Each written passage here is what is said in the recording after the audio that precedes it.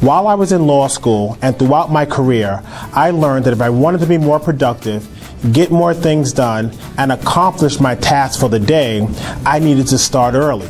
In the morning, you also have a period of uninterrupted problem solving when you're trying to fit everything into your timeline.